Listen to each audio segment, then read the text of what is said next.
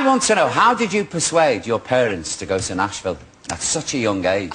Persistent begging. To hassle them. Worked pretty well. When I was 10, I saw this TV program about Faith Hill. And it said, you know, when Faith Hill was, 19 or so, she moved to Nashville, and that's how she got into country music. And so I had this epiphany when I was 10. I was like, I need to be in Nashville. Yeah. That's a magical dream world where dreams come true. Need to be there. And so that's when I started on my daily begging rant with my parents of, I need to go to Nashville. Please, please, please take me to Nashville. I need to go. And so eventually they took me on a trip there when I was 11. And that was it, and you stayed. When did you actually move to Nashville? When I was 13. 13? Yeah, I moved when I was 13, and that's when I got signed.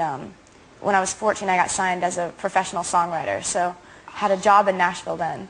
And did you go alone at 13 to Nashville? No. No?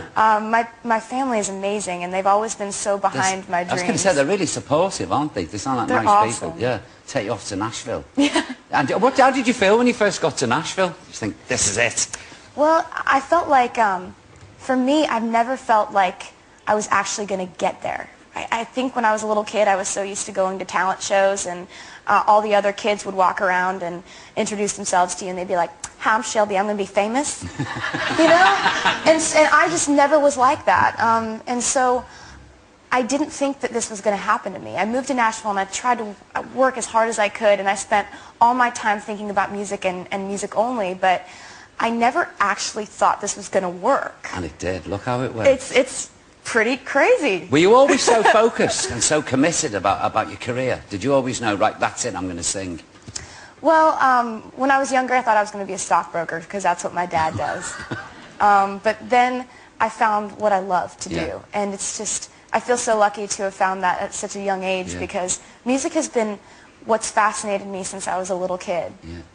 Joe, what I found remarkable, I read in the newspaper that you used to practice your guitar so much your fingers bled. I did actually do that, Lord. which made me really popular at school. Going to school, and I've got like Band-Aids on every hand, and they're like, she's weird.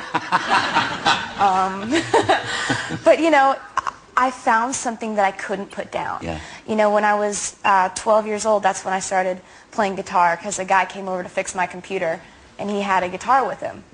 And he was like, hey, want to learn guitar? And I was like, yeah. And that was it, from that moment? From that moment on, I learned 3 chords that night and wrote my first song. Unbelievable, isn't it? I just think I'm going to skulk away now and sit in a corner. No, really. Look, we've got a clip here of you aged 12. Are you ready for this? Oh. Yeah. This is Taylor singing at age 12. Bert, if you would, please. Does that star-spangled banner yet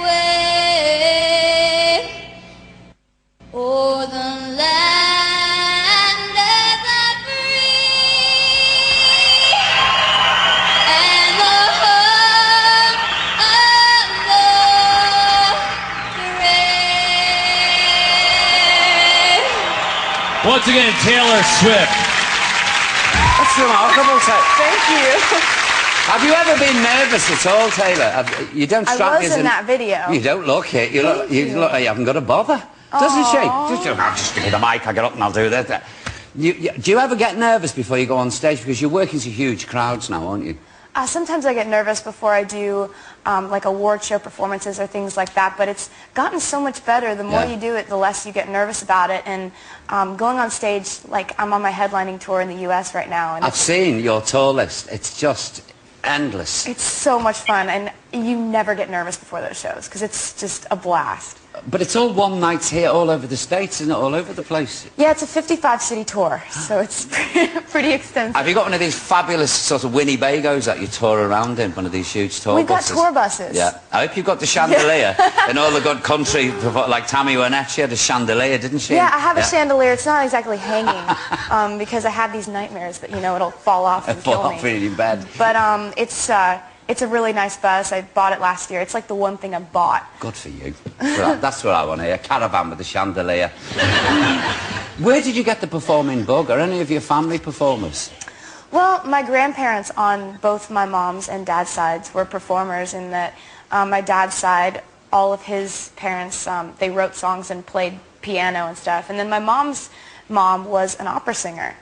So my parents kind of grew up with music being shoved down their throats and kind of ran as far away from music as they could because their parents were so obsessed with it. And then I came along and ruined they have to deal with it all over again.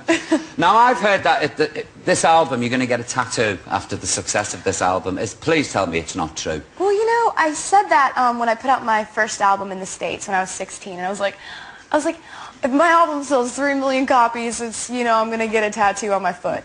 And then, because I didn't think that it was going to. Yeah. At all. And it did. Yeah, it did. So did you get the tattoo? Well, I was thinking about it because the album sold like 4 million copies, and I was like, well, thanks guys, by the way. And my dad was talking to me, and he was like, so I heard you're wanting to get a tattoo, and I was like, well, I'm thinking about it. And he goes, all right, you get a tattoo?